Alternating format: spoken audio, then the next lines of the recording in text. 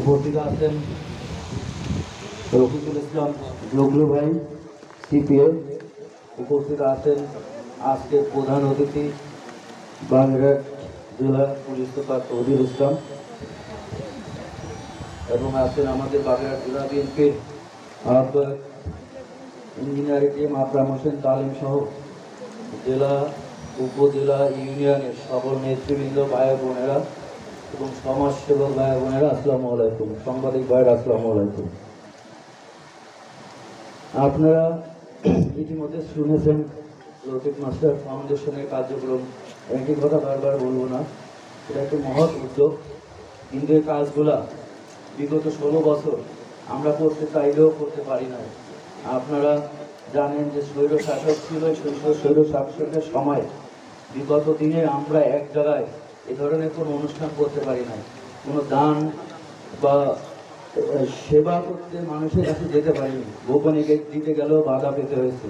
এমনকি গত রোজা ঈদে আমার বাবার নামে যে বেলায়েত হোসেন ফাউন্ডেশন, আমরা প্রতি বছর গরিব মানুষের মধ্যে ঈদ উপহার বিতরণ করে থাকি, সেটি আমাদের বাগেরহাট জেলা বিএনপির সাবেক জেলা বিএনপির অফিস থেকে ঘেরাও করে প্রায় 500-700 মহিলাদেরকে দুর্ব্যবহার করে বের করে দেওয়া হয়। গত বছরে সেই উপহার এখনও আমার বাসায় রয়েছে।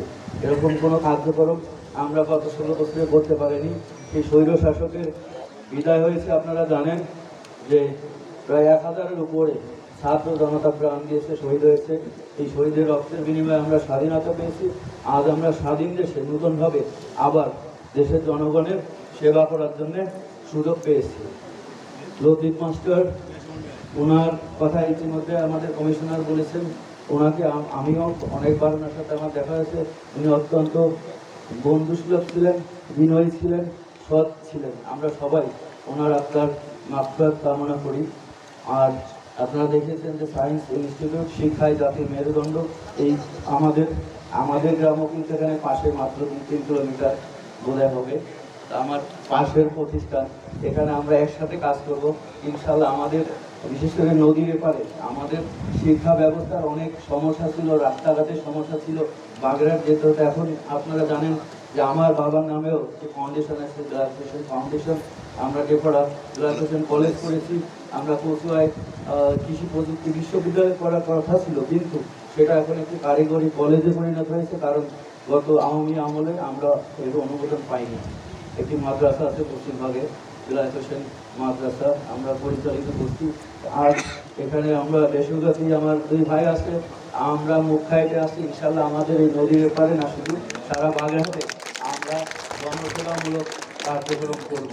আর যে চক্ষু শিবিরের আজকে এখানে উদ্বোধন হয়েছে, এই প্ল্যান আমার আরও অনেক আগের থেকে করার ইচ্ছা ছিল, কিন্তু আমরা আসলে কি বলবো, আমার পাশে এখানে পুলিশ সুপার আছে, আমরা কোনো পারমিশন চাইলে পরে বিগত দিনে আমাদের কোনো পারমিশন দেওয়া হয়নি। এখানে আমার পাশে আহ্বায়ক আছে, এমনকি আমরা কোনো ছোটোখাটো কোনো সভা করতে গেলেও অফিসের মধ্যে করেন, বাইরে যেতে পারবেন না।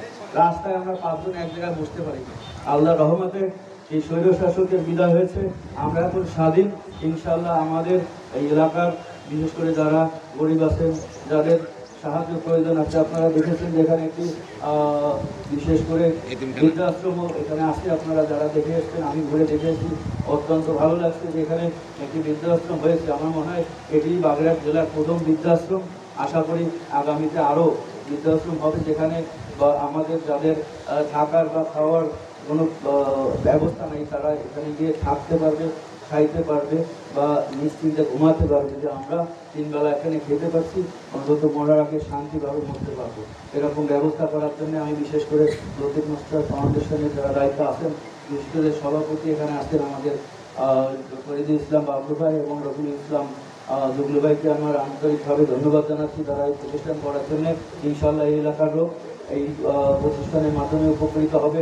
এবং পাশের মসজিদ, যে জামে মসজিদটি অনেক বড় সুন্দর হয়েছে।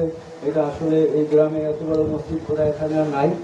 আশা করি এখানে মানুষ নামাজ পড়বে এবং আমাদের লতিফ মাস্টার মহোদয়ের জন্য সবাই প্রাণ খুলে দোয়া করবে ওনার আত্মার মাগফিরাতের জন্য। আমি আমার বক্তব্য দীর্ঘায়িত করবো না। ইনশাল্লাহ আজকে চক্ষু শিবির এখানে হয়েছে, কালকে আবার স্বাস্থ্যসেবা প্রদান করা হবে। আপনারা যারা এখানে উপস্থিত হয়েছেন, কোনো রোগী থাকলে তাদেরকে এখানে পাঠিয়ে দিবেন, তাদের সুচিকিৎসা দেওয়ার ব্যবস্থা এখানে আছে। কাল তো আমাদের সারাদিন চলবে। সবাই ভালো থাকবেন, সুস্থ থাকবেন। বাংলাদেশ জিন্দাবাদ, জাতীয়তাবাদী দল জিন্দাবাদ, শহীদ প্রেসিডেন্ট কামরূপ খালেদা জিয়া জিন্দাবাদ, তারেক রহমান জিন্দাবাদ। আসসালামু আলাইকুম। সম্মানিত অতিথি